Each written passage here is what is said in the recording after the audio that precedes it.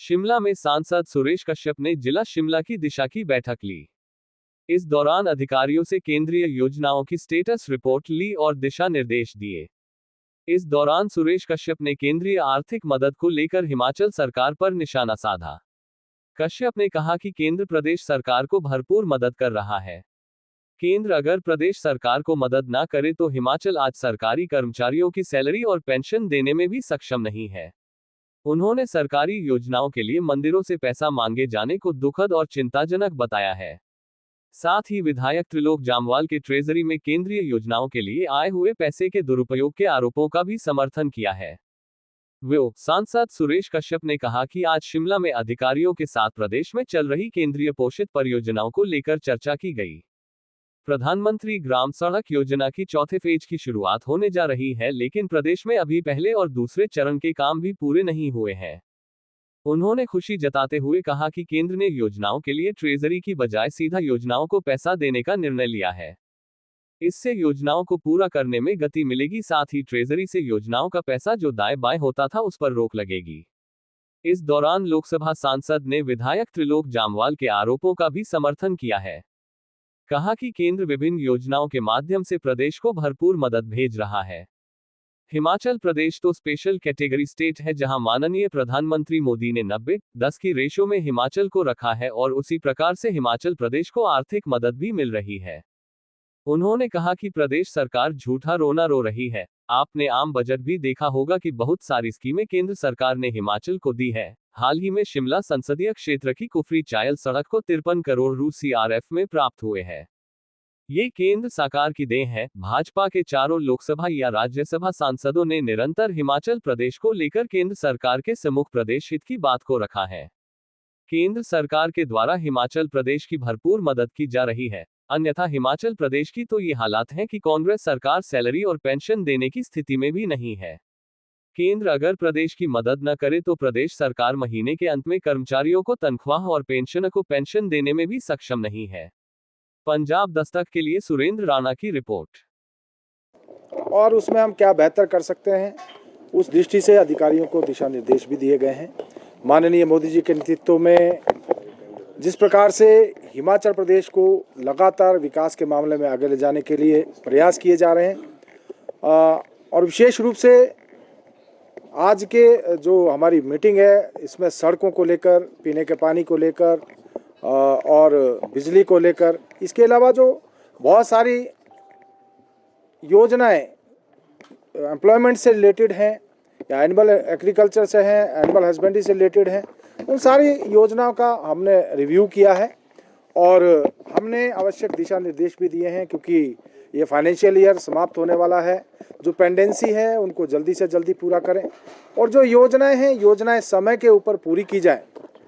विशेष रूप से PWD विभाग को लेकर हमने ऐसा देखा है कि बहुत सारी योजनाएं PMGSY की जो हैं, क्योंकि हिमाचल प्रदेश तो ऐसा राज्य है जहां PMGSY के तहत जो 50% से ज़्यादा सड़कें बनी, 51% सड़कें हिमाचल प्रदेश की प्रधानमंत्री ग्राम सड़क योजना में बनी हैं।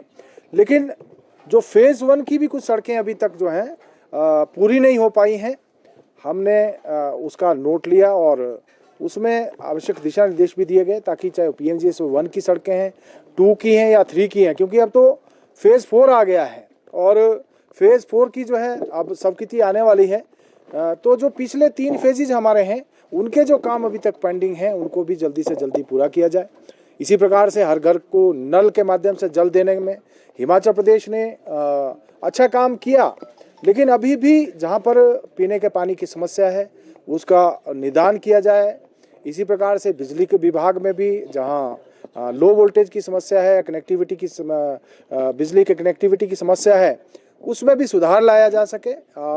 बाकी जो अन्य डिपार्टमेंट्स हैं उनका भी हमने रिव्यू किया है और ये निर्देश दिए हैं कि जो भी हमारे काम हैं समय के ऊपर उनको पूरा किया जाए और बहुत सीरियसली जितनी भी हमारी सेंट्रल स्पॉन्सर स्कीम है सीरियसली इसके ऊपर कार्य हो, ताकि प्रधानमंत्री श्री नरेंद्र मोदी जी का जो लक्ष्य है कि 2047 में इस देश को विकसित राष्ट्र बनाना है, उस दिशा में हिमाचल प्रदेश भी आगे बढ़े, हिमाचल प्रदेश भी तरक्की करे। बाकी मैं माननीय प्रधानमंत्री जी का बहुत बहुत धन्यवाद करना चाहूँगा कि जिस प्रकार से जब पिछला बजट आया था और उसमें आपदा के कारण जो हिमाचल प्रदेश को नुकसान हुआ था, तो विशेष पैकेज जिसमें 93,264 मकान हिमाचल प्रदेश के लिए स्वीकृत किए थे, आर्थिक पैकेज भी हिमाचल प्रदेश को मिला। और इस बार के बजट में भी रेलवे की हम बात करें तो रेलवे की दृष्टि से हमको 12,200 करोड़ से अधिक का बजट इस बार मिला है।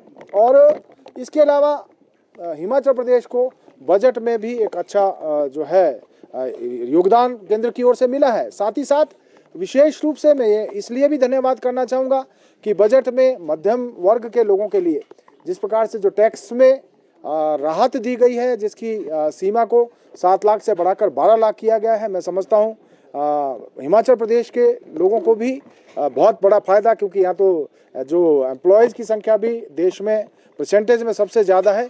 इसलिए जो मध्यम वर्ग के लोग हैं इस बजट में विशेष रूप से उनको आर्थिक रूप से लाभ मिलना मैं समझता हूँ बहुत बड़ा लाभ मिला है। तो मैं माननीय प्रधानमंत्री जी का, माननीय वित्त मंत्री जी का इसके लिए भी धन्यवाद करता हूँ।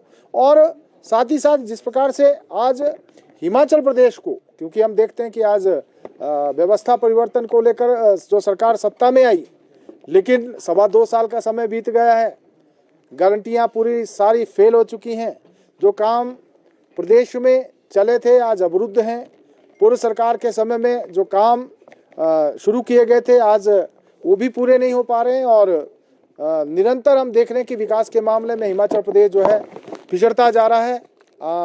इस दृष्टि से हिमाचल प्रदेश आने वाले समय में और बेहतर ढंग से कर सके, क्योंकि केंद्र के द्वारा जितनी भी योजनाएं हैं उनके लिए भरपूर बजट हिमाचल प्रदेश को दिया जा रहा है। आने वाले समय में उस बजट का भी सदुपयोग हो। और केंद्र ने एक अच्छा निर्णय ये भी लिया है कि जो पैसा केंद्र की योजनाओं का पहले ट्रेजरी में जाता था, अब सीधा जो योजनाओं के लिए आएगा और सीधा योजनाओं के ऊपर ही खर्च किया जाएगा। मैं समझता हूँ इससे भी योजनाओं को उनके निष्पादन में, उनको पूरा करने में निश्चित रूप से फायदा होगा। मैं माननीय प्रधानमंत्री जी का धन्यवाद करता हूँ। वैसे हिमाचल प्रदेश तो स्पेशल कैटेगरी स्टेट है, जहाँ माननीय मोदी जी ने 90-10 की रेशो में हिमाचल प्रदेश को रखा है। और उसी प्रकार से हिमाचल प्रदेश को आर्थिक मदद भी मिल रही है। तो निश्चित रूप से